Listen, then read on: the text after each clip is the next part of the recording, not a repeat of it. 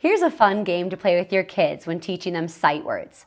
Now, when our early education kiddos are learning to read, there are steps. First, they need to be able to identify all the letters. Then understand that all the letters make a sound. When they can manipulate those sounds and put them together, they can read CVC words or consonant, vowel, consonant words by easily just sounding them out. Sight words are a whole nother avenue. These are words that have to simply be memorized. Now, I'll start with one that I teach right away. All the kids know this is letter A. A can say A can say A can say but A is also a word. It's the word or it's the word A. It just depends on what part of the country you're from and how you're taught to read that word. So I teach them that this is the word A or It's also the letter A. So A has a lot of jobs, a word and a letter at the same time. It takes a lot of practice for them to understand the difference of that, but they'll get it.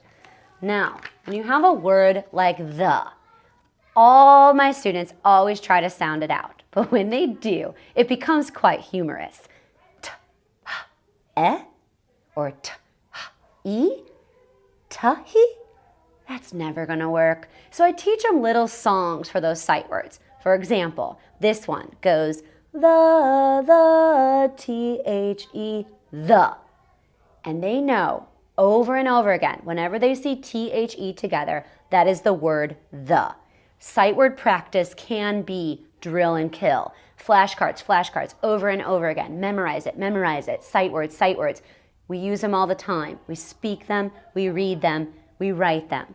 Now, here's a little game I play to help them to read those words over and over again. I have a simple dice. You can use any kind. My goodness, you could even use a rock and draw the dots on the rock. All they need to do is roll the dice, and I have a form. On my form, there are columns.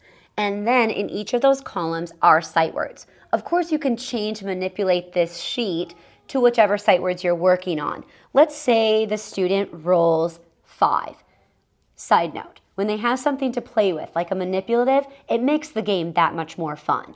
And it's throwing in a little bit of math. So we have 5. They find the number 5. They must read this whole row. So they put their pointer finger on and they read each word. What if they get a word wrong? Then that's my turn as the teacher. I'm always watching. If they read the word wrong, I say my turn, I read it, your turn. They read it again. Then they continue on. It's a fun way to have your kids practice reading every day, especially those tricky sight words that really don't make sense, but we've got to learn them. Thank you.